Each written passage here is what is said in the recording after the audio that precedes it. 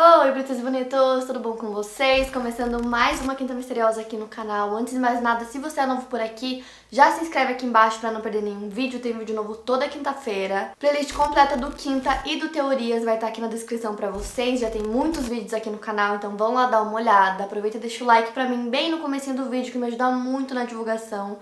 Não esquece do like, também me segue nas redes sociais, que eu vou deixar aqui na tela pra vocês. E agora, bora começar o caso de hoje.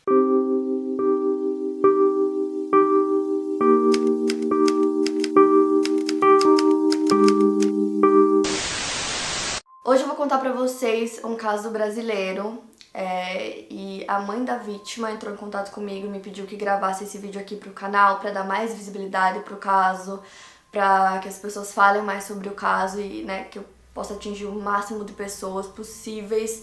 Então eu tô em contato com a Marion, mãe do Lucas Terra, que é o caso que eu vou contar pra vocês hoje, e também com outro filho dela. Já tô conversando com eles há algumas semanas, eles me mandaram muito material para fazer toda a pesquisa aqui pra vocês, então todas as fontes que eu usei vão estar aqui na descrição pra vocês poderem checar todas elas. E também eu usei o livro que o pai do Lucas escreveu sobre o caso pra poder fazer a pesquisa, então tudo vai estar aqui na descrição pra vocês. E como eles me pediram pra trazer esse caso aqui, é o que eu vou contar pra vocês hoje. Lucas Terra nasceu no dia 19 de outubro de 1986, na cidade de Salvador, Bahia. Filho de Carlos e Marion Terra, ele era o caçula de 3 irmãos. O lar do Lucas era um lar de muita fé e ele desde pequeno foi ensinado sobre respeito e caridade. Lucas tinha palavras sábias para alguém da idade dele, ele repudiava a mentira, ele mesmo nunca mentia, não gostava de atitudes erradas, além de colocar sua fé acima de tudo. A família morava no Rio de Janeiro, próximo ao Hotel Copacabana Palace, e tinham o privilégio de morar em frente ao mar. Quando Lucas frequentava a igreja, ele realizava das tarefas mais fáceis até as mais difíceis. E quando questionado pelo pai sobre fazer tarefas como, por exemplo, ser faxineiro do sanitário uma vez por semana, ele dizia que não fazia o serviço para os homens, mas sim para Deus. Lucas tinha muita fé e ele gostava de fazer as coisas pelos outros, então ele não ligava de fazer trabalhos considerados ruins e estava sempre disposto a ajudar com o que pedissem para ele. Ele era muito bondoso e muito querido. Lucas tinha um coração bom e era dedicado à igreja. No livro que o pai dele escreveu, Carlos Terra, ele relata que o filho tinha uma presença marcante, ele sempre sorria ao abordar as pessoas para convidá-las a irem ao templo. A mãe do Lucas disse, entre aspas, a vida dele era a igreja, a vida dele era Jesus. Ele vivia 24 horas do dia pensando nas coisas de Deus, ele vivia Jesus na vida dele. Então, em 5 de janeiro de 2001, por volta das 8 da manhã, pai e filho saem do Rio de Janeiro com destino à Bahia. Lucas tinha muitos amigos no Rio, então ele não estava muito feliz com a viagem, mas ele não contrariou nem contestou a decisão do pai. E segundo Carlos, o Lucas era simplesmente assim. Mesmo que ele não gostasse de alguma decisão que foi tomada, ele jamais brigaria ou iria contra a decisão dos pais. E o pai do Lucas ficava muito impressionado com o jeito dele, a personalidade, o comportamento que ele tinha, que era um pouco incomum para adolescentes. Então, mesmo quando ele não gostava de uma coisa, ele não criava conflito, não brigava, era extremamente obediente, e ele tinha dito pro pai dele que ele tinha uma vontade de ser médico militar no futuro.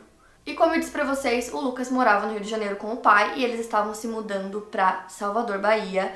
E eles iriam ficar lá durante 3 meses, e essa viagem era uma despedida, eles iam se despedir de amigos e familiares durante esses 3 meses, porque depois o objetivo deles era mudar pra Parma, na Itália, que é onde a Marion estava morando, então eles iriam pra lá pra se juntar a ela. Então os dois se hospedaram na casa do irmão do Carlos, o irmão dele se chama Dom Gervásio, e eles foram super bem recebidos por ele, pela esposa e pelos seus 5 filhos. E assim que eles chegaram em Salvador, o Lucas já foi atrás de uma igreja evangélica para frequentar, então ele encontrou uma que ficava próximo da casa, era mais ou menos 100 metros de distância. E o Lucas era uma pessoa muito simples, ele se vestia bem, mas de forma bem simples. Ele ganhou uma vez umas camisas da Marion, que ela mandou da Itália, então camisas importadas, e ele não quis usar, se recusou. Ele disse que se sentia constrangido em usar roupas caras, sabendo que os amigos dele se sentiriam mal, porque eles usavam roupas mais humildes, então ele era uma pessoa muito simples. Quando o Lucas começou a frequentar a nova igreja, ele conheceu o Silvio Roberto Santos Galiza, que tinha 21 anos. Ele era pastor auxiliar na igreja e, segundo relatos de testemunhas, ele já havia sido transferido de outras igrejas por apresentar comportamento inadequado e, por conta disso, ele tinha um apelido pelo qual era conhecido pelos fiéis, e o apelido era o Secretário do Diabo. Testemunhas afirmam que o pastor nomeou o Lucas como seu assistente informal. Então, dentro da igreja, o pastor se aproximou rapidamente do Lucas, então ele sempre ficava perto dele. Como o Lucas era muito jovem, obediente, bondoso, esse pastor acabava se aproveitando dele, então ele começou a controlar a vida do adolescente. Em pouco tempo, o Lucas fez várias amizades na igreja e uma amiga dele afirmou que o pastor não queria que ele se aproximasse de ninguém e ela nunca tinha visto um pastor agir dessa forma em outras igrejas. E os amigos do Lucas não achavam que o tipo de relação que o pastor estava tendo com o Lucas uma coisa normal. O pastor não gostava que o Lucas tivesse namorada e nem que ele se aproximasse de meninas, e testemunhas relatam que ele era obcecado pelo Lucas, que na época tinha 14 anos de idade. Só que aí, em fevereiro de 2001, o Lucas se apaixona por uma jovem que frequentava a igreja, e o pai do Lucas disse que o pastor não queria que ele namorasse, o pastor tinha proibido o Lucas de namorar. Amigos dizem que o pastor não gostava que o Lucas se aproximasse das meninas, e a ex-namorada do Lucas disse que o Lucas basicamente vivia na igreja para o pastor, então ajudando ele nas tarefas e em basicamente tudo que ele pedia. No final do mês de fevereiro, o pastor chamou o Lucas e mais um outro adolescente para trabalharem no período da noite na igreja, e ele convidou os dois para dormirem lá também. Então o pai do Lucas não viu problema, já que o Lucas amava passar o tempo na igreja e ele achava que era o local mais seguro possível, né, deixar o filho dele numa igreja com bispos e pastores. Então ele não viu problema nisso. Só que aí o pastor separou os amigos, né, o Lucas e o outro menino que também estava lá, e ele levou o Lucas para dormir com ele na mesma cama. Segundo o pai do Lucas, ele sempre comentava com ele, com os amigos e com a namorada dele que o pastor sempre chamava ele ou para dormir na igreja ou para ficar lá na igreja até tarde, ajudando ele nas tarefas que ele tinha para fazer lá. Os superiores do pastor acabaram descobrindo que ele havia dormido acompanhado de Lucas, então transferiram o pastor para outra igreja, já que o comportamento que ele estava apresentando era claramente inadequado e ele já tinha sido transferido de outras igrejas sob a mesma alegação. Porém, ele continuou a frequentar os cultos da igreja antiga, então ele continuava na convivência do Lucas. Os pais do Lucas não tinham conhecimento desse comportamento do pastor, então ninguém tinha contado isso para eles, e o Lucas nunca tinha comentado sobre isso dentro de casa. Segundo seu pai, Lucas era um jovem que acreditava muito na igreja, nos pastores e bispos, e era um jovem muito obediente. Então, já no mês seguinte, em 21 de março de 2001, o Lucas acordou às 6 da manhã, ele estava muito animado e feliz, segundo seu pai. Ele tomou um banho, se perfumou, colocou uma camisa branca de mangas longas, calça social azul, um cinto, meias e sapatos pretos. O Carlos conta que o Lucas sempre gostava de andar limpo e cheiroso, que ele chegava a trocar de camisa 3 vezes ao dia. Ele deixou a casa por volta de 6h30 da manhã e disse ao pai que voltaria para o almoço às 1 da tarde. Ele chegou pontualmente, almoçou e disse ao pai que precisava ir ao templo do bairro Pituba, onde o pastor Fernando Aparecido da Silva queria conversar com ele. Às 5 da tarde ele retorna, toma outro banho e troca de camisa. 5h30 da tarde, ele sai novamente para ir ao culto, mas antes dá um beijo e um abraço em seu pai. Ele participou do culto normalmente e seus amigos disseram que ele orou muito por sua família e principalmente por sua mãe naquela noite. Na noite daquele dia seria realizada uma reunião especial no salão do primeiro andar da igreja. Após o culto daquela noite, o pastor Silvio vê que o Lucas está com sua namorada e alguns amigos, então eles estão conversando, ele chega, interrompe a conversa dos jovens e ele pede para que o Lucas o acompanhe. Então uma amiga pergunta onde o Lucas está indo e tudo que ele responde é: eu vou ali. A amiga volta a insistir na pergunta, a resposta dele não muda e ela o questiona sobre como ele iria para um lugar que ele não conhecia, já que ele havia se mudado há pouco tempo para Salvador, e ainda mais aquela hora da noite, mas ele foi mesmo assim. Essa mesma amiga relata que durante essa conversa o pastor estava ouvindo e olhando para ela com o que ela descreveu como cara feia. O Lucas então obedece o pastor, deixou os amigos e a namorada e ele desmarcou outro compromisso que ele tinha com os amigos naquela noite. Então, junto com o Lucas e com o pastor Silvio Galiza, foi outro pastor auxiliar. O Lucas desapareceu naquela noite. Segundo os amigos que conviviam com o Lucas na igreja, o pastor tinha uma ação de dominação sobre o Lucas.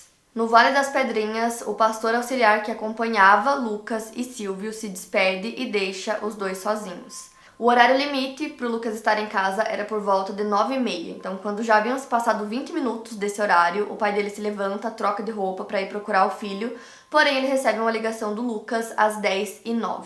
O pastor e o Lucas estavam se dirigindo para a igreja no bairro Rio Vermelho para realizar um propósito de oração, e enquanto o pastor resolve ir ao posto que fica do outro lado da rua da igreja, o Lucas decidiu ligar para o pai, avisando que ele dormiria no templo da igreja e que ele estava acompanhado do pastor Silvio. Então o Lucas ligou para dar essas notícias, já que ele provavelmente sabia que seu pai estava preocupado, ele sempre era muito pontual e ligava avisando caso ele soubesse que ele iria se atrasar ou alguma coisa do tipo.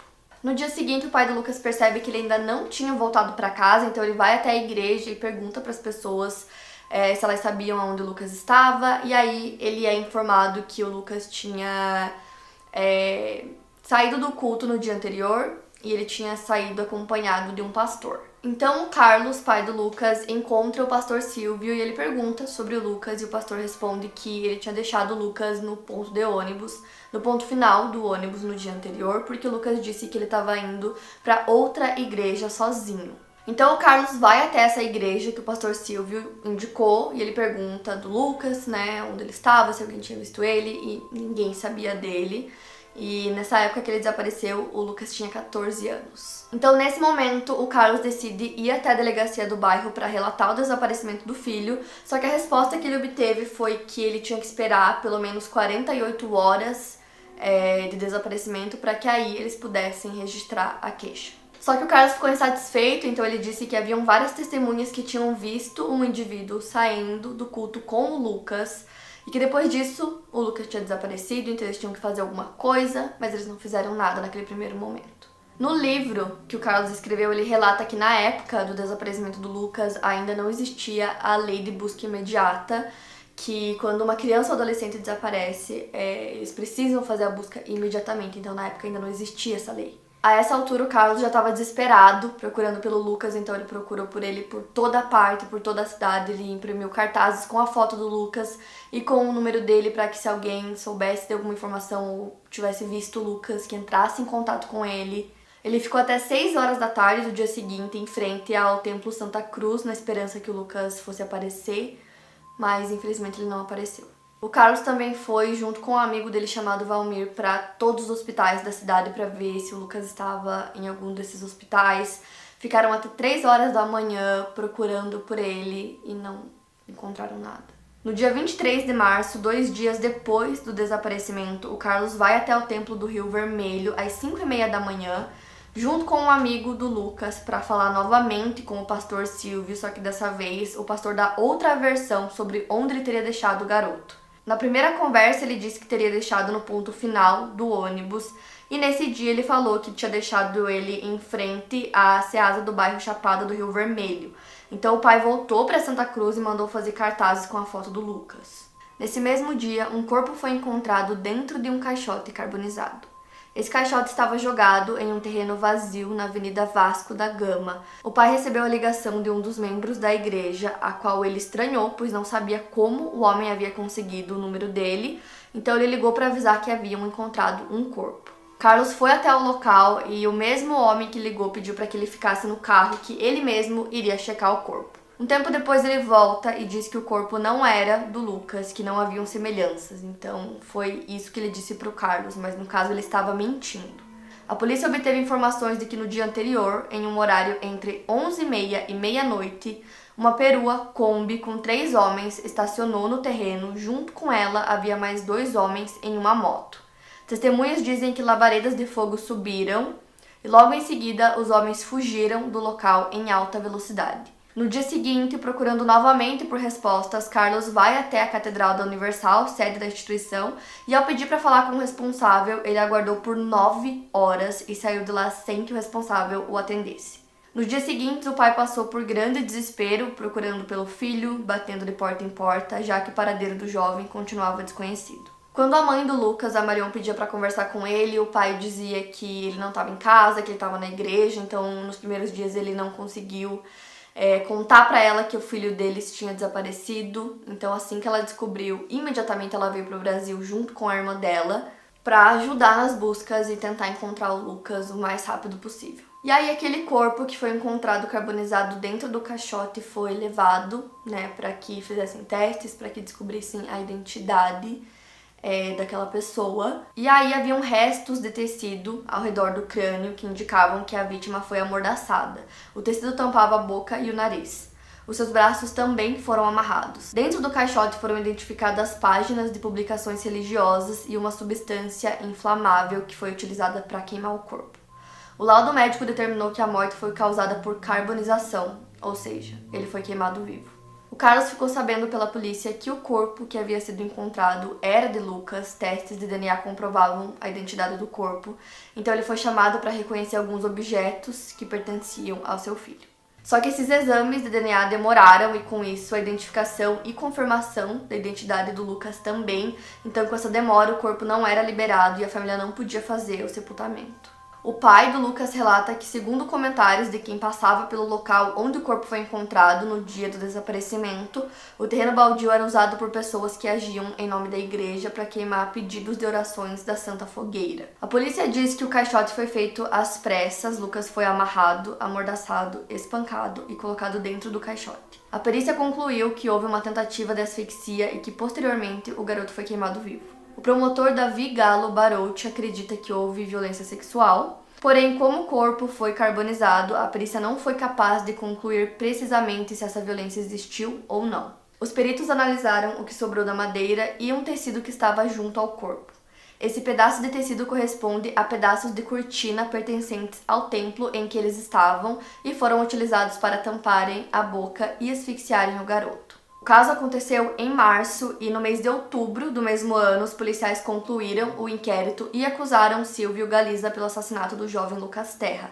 Entretanto, a polícia não pediu a prisão do pastor. O pai do Lucas não aceitou que a polícia não tivesse feito o pedido de prisão do homem e então ele acampou na frente do Ministério Público fazendo uma vigília até que decretassem prisão preventiva para Silvio Galiza. Então, os pais do Lucas recorrem à ajuda de ONGs de direitos humanos. Eles foram até Brasília, no Ministério da Justiça, e também ao escritório da ONU, na Suíça, até que o julgamento de Silvio Galiza fosse marcado. A promotora Cleusa Boito descreveu Silvio Galiza como um homem que não esboçava emoções nem positivas nem negativas, e que havia uma coisa que ele sempre falava durante o processo do primeiro júri. Ele dizia que não tinha sido ele que matou Lucas e que, se tivesse sido, que o Ministério Público provasse. Testemunhas garantem que as pessoas que se opuseram ao pastor foram ameaçadas. Uma das amigas do Lucas relata que ela foi apontada e chamada pelo pastor porque ela tinha ido depor. Então, segundo ela, ele disse que as pessoas que foram depor iriam pagar por isso. Outro amigo relata que disseram pra ele que ele estava se preocupando com um Luquinhas qualquer